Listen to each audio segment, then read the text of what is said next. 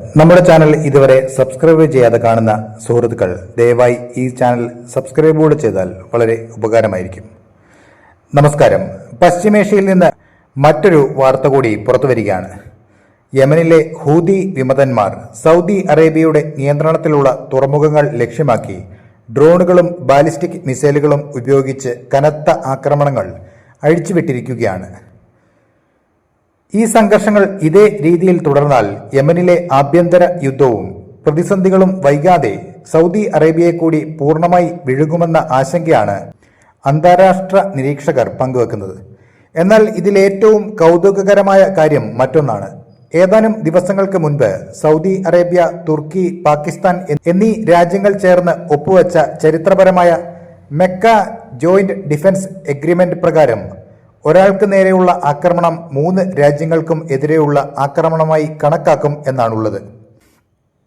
അങ്ങനെയെങ്കിൽ യമനിൽ നിന്ന് സൗദിക്ക് നേരെ തുടർച്ചയായ ആക്രമണങ്ങൾ ഉണ്ടാകുമ്പോൾ ഈ കരാർ പ്രകാരം പാകിസ്ഥാൻ ഈ പശ്ചിമേഷ്യൻ കുരുക്കിൽ നേരിട്ട് ഇടപെടേണ്ടി വരുമോ എന്ന ചോദ്യമാണ് ഉയരുന്നത്.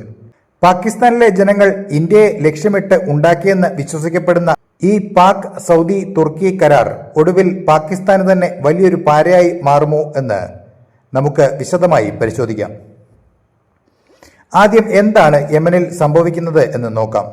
യമനിലെ ഹൂതികൾ സൗദി അനുകൂല സേനയുടെ നിയന്ത്രണത്തിലുള്ള തുറമുഖങ്ങളെയും തന്ത്രപ്രധാന കേന്ദ്രങ്ങളെയും ലക്ഷ്യമിട്ട് ഡ്രോൺ ബാലിസ്റ്റിക് മിസൈൽ വർഷമാണ് നടത്തിക്കൊണ്ടിരിക്കുന്നത്.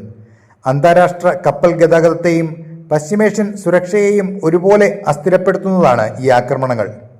ഈ പശ്ചാത്തലത്തിലാണ് സൗദി അറേബ്യ തങ്ങളുടെ സുരക്ഷ ശക്തമാക്കാൻ പുതിയ കൂട്ടുകെട്ടുകളിലേക്ക് തിരിഞ്ഞത്.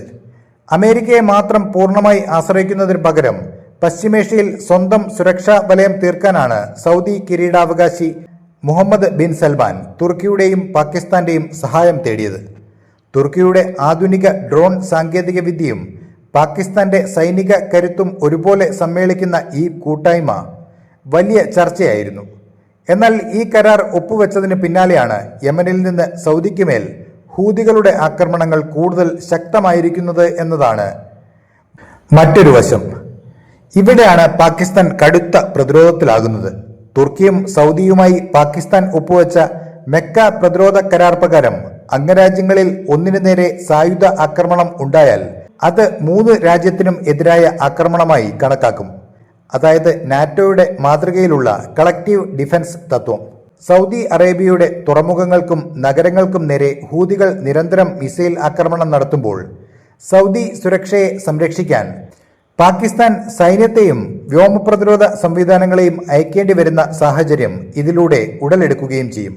ഇതിനകം തന്നെ ആയിരക്കണക്കിന് പാക് സൈനികർ സൗദിയിലുണ്ട് എന്നാണ് റിപ്പോർട്ടുകൾ. എന്നാൽ ഈ പുതിയ കരാർ പ്രകാരം ഔദ്യോഗികമായി ഒരു യുദ്ധമുഖത്തേക്ക് പാകിസ്ഥാൻ വലിച്ചിഴക്കപ്പെടുകയും ചെയ്യും. പാകിസ്ഥാന്റെ സാമ്പത്തിക സ്ഥിതിയെക്കുറിച്ചും ആഭ്യന്തര ഭീകരവാദ പ്രശ്നങ്ങളെക്കുറിച്ചും നമുക്കെല്ലാവർക്കും അറിയാം. സ്വന്തം രാജ്യത്ത് പട്ടിണിയും കലാപങ്ങളും നടക്കുമ്പോൾ പശ്ചിമേഷ്യൻ മണ്ണിലെ സങ്കീർണമായ സൗദി ഹൂതി സംഘർഷത്തിലേക്ക് സൈന്യത്തെ അയക്കാൻ പാകിസ്ഥാനുമേൽ വലിയ സമ്മർദ്ദമാണ് സൗദിയിൽ നിന്നും ഉണ്ടാകാൻ പോകുന്നത്. ഇത് പാകിസ്ഥാന്റെ നിലനിൽപ്പിനെ തന്നെ ബാധിക്കുന്ന വലിയൊരു വിപത്തായി മാറിയേക്കാം. ഈ സംഭവ വികാസങ്ങൾ ഇന്ത്യ വളരെ സൂക്ഷ്മമായാണ് നിരീക്ഷിക്കുന്നത്. ഇന്ത്യയെ ലക്ഷ്യമിട്ടും ഇസ്ലാമിക ലോകത്ത് തങ്ങളുടെ ആധിപത്യം ഉറപ്പിക്കാനുമാണ് പാകിസ്ഥാനും തുർക്കിയും സൗദിയുമായി ചേർന്ന് ഇത്തരം സൈനിക കരാറുകൾ ഉണ്ടാക്കിയത്. പാകിസ്ഥാന്റെ സൈനിക മേധാവിത്വവും സൗദിയുടെ പണവും തുർക്കിയുടെ ആയുധങ്ങളും ചേർന്ന് ഇന്ത്യക്ക് വലിയ ഭീഷണി ഉണ്ടാക്കുമെന്നായിരുന്നു അവരുടെ കണക്കുകൂട്ടൽ. എന്നാൽ ആ കരാർ ഒപ്പുവെച്ച ഉടൻ തന്നെ യമനിലെ ഹൂതി ആക്രമണങ്ങൾ സൗദിക്ക് മേൽ കനത്ത പ്രഹരമായി മാറിയത് പാകിസ്ഥാന്റെ കണക്കുകൂട്ടലുകളെ പൂർണ്ണമായും തെറ്റിച്ചിരിക്കുകയാണ്. ഇന്ത്യക്കെതിരെ ഉപയോഗിക്കാൻ കരുതിവെച്ച പാകിസ്ഥാന്റെ ശ്രദ്ധയും സൈനിക ശക്തിയും പശ്ചിമേഷ്യയിലെ സൗദി സുരക്ഷ കാത്തുസൂക്ഷിക്കാൻ വിനിയോഗിക്കേണ്ടി വരുന്ന അവസ്ഥയാണ് ഇപ്പോൾ സംജാതമായിരിക്കുന്നത്. അതായത് ഇന്ത്യയെ നേരിടാൻ ഉണ്ടാക്കിയ കൂട്ട് ഒടുവിൽ പാകിസ്ഥാന് തന്നെ വലിയ പാരയായി മാറിയിരിക്കുകയാണ്. ചുരുക്കം പറഞ്ഞാൽ യമനിൽ കത്താൻ തുടങ്ങിയിരിക്കുന്ന യുദ്ധ തീ സൗദി അറേബ്യയെയും ഒപ്പം പാകിസ്ഥാനെയും എത്രത്തോളം ബാധിക്കുമെന്ന് വരും ദിവസങ്ങളിൽ വ്യക്തമാകും. സ്വന്തം രാജ്യത്തെ സാമ്പത്തിക തകർച്ച മറച്ചുവെച്ച് പശ്ചിമേഷ്യയിലെ രക്ഷകനാകാൻ ഇറങ്ങിയ പാകിസ്ഥാന് ഇത് താങ്ങാൻ കഴിയുന്നതിലും വലിയൊരു ഭാരമായിരിക്കുമെന്നുറപ്പാണ്. ഈ പുതിയ സംഭവ വികാസങ്ങളെക്കുറിച്ചുള്ള നിങ്ങളുടെ വിലയേറിയ അഭിപ്രായങ്ങൾ എന്തൊക്കെയാണ്? കമന്റ് ബോക്സിൽ രേഖപ്പെടുത്തുക. ഈ വീഡിയോ നിങ്ങൾക്ക് ഇഷ്ടപ്പെട്ടെങ്കിൽ ലൈക്ക് ചെയ്യുക. ഇതേപോലെയുള്ള നിർണായക അന്താരാഷ്ട്ര വാർത്തകൾക്കായി ഈ ചാനൽ സബ്സ്ക്രൈബ് ചെയ്യാൻ മറക്കരുത്. നന്ദി.